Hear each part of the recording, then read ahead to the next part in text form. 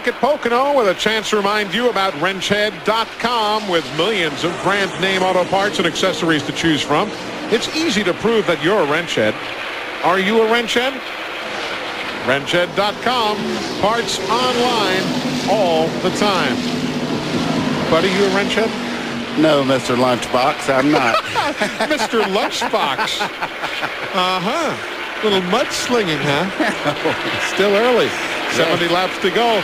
There you see number 28, Ricky Rudd. He's in second spot, going by Jeffrey Bodine.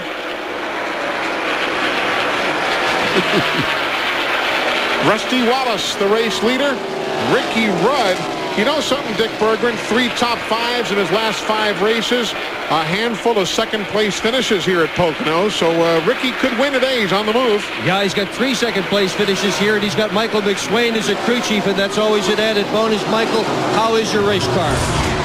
We're pretty good right now. The car's been good since we got here, and just been biding our time, kind of waiting to the end. We'll see what happens here. I just saw one of your crewmen run all the way up to the other end of pit road and grab somebody else's tire. What are you doing? We found a set of tires we really like, and we're trying to just keep one more set for the end. Saving the best for the end, Eli. That's the strategy you got to employ, whether it's here or anywhere. Got to be around and in contention at the finish. You see Rudd closing in on Kenny Irwin. Kenny was just put a lap down by around goes Spencer. Caution is on the speedway. Stop car. Wow. I'll tell you, that grass is full of rain. He's just hydroplaning across there. Jijmmy Spencer. Caution, lap 131. And he does, as you see, drive away. A little damage to the front valance. Left front tires flat. Roof flaps are employed there.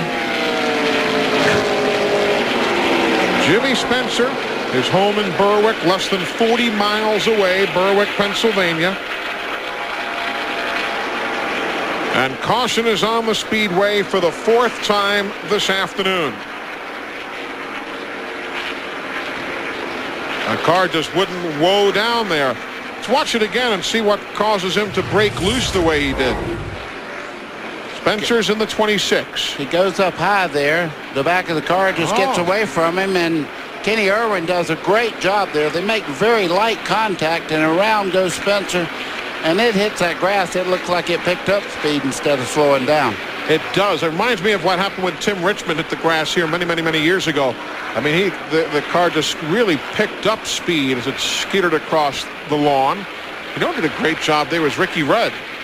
I mean, when Irwin had to check up, Ricky was on that brake pedal in a heartbeat. Yeah, and the right rear corner of that car has a substantial amount of damage to it where he got up into the outside wall, and Kenny Irwin had nothing to do there. I mean, he was on the brakes, but when a car hits the wall like that, it just stops automatically right in front of you.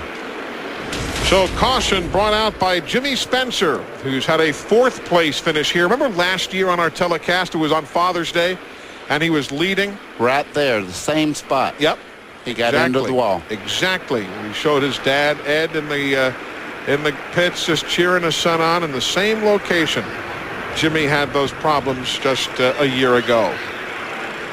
So caution is out. If you're just joining us, only 2 drivers in the garage area. Michael Waltrip with engine failure. Joe Nemechek. They're working on the carburetor on his machine. And here come the leaders with Wallace, Rudd, and Mayfield running 1st, 2nd, and 3rd to Dick Berggren. And the nose of Ricky Rudd's car is caved in. He has run into something. They were talking about whether to make it a 2 or a 4 tire change. 4 tires are ready to go. Right sides are all done. Darren Wolf comes flying around as they begin to work on the nose. A new grill piece going out of the front end of Ricky Rudd's car. He had been running in 2nd spot. Got to fix that so they're on track to win. Rusty Wallace just completed his pit stop, guys. He had 4 tires and fuel. He had the car was, to put it in Tom Roberts, the PR guy's words, a tick tight in the tunnel turn. So they took a pound of air out across the nose, and they also made a chassis adjustment on the left rear of the car. And here's Dick with Ricky Rudd still in the pit. Well, they should have done 4 tires earlier, but they didn't. They waited. Norman Kujimizo was still pouring fuel in. They were still working on the nose, and they hadn't put any left side tires on. They just decided, hey, we're all the way at the back of the pack. Let's fire them on. So they just threw the left side right now. Rudd, only driver still on pit road at this end. They're still working on the nose of that race car. He hit something pretty good, Eli. He sure did. The something good he hit was the back of Kenny Irwin when Kenny checked up after not trying to run all over Jijmmy Spencer. It didn't look from the video as though Rudd made much contact, but clearly from what Dick Berggren tells us, there was a pretty good shunt or a tic-tac in turn 2.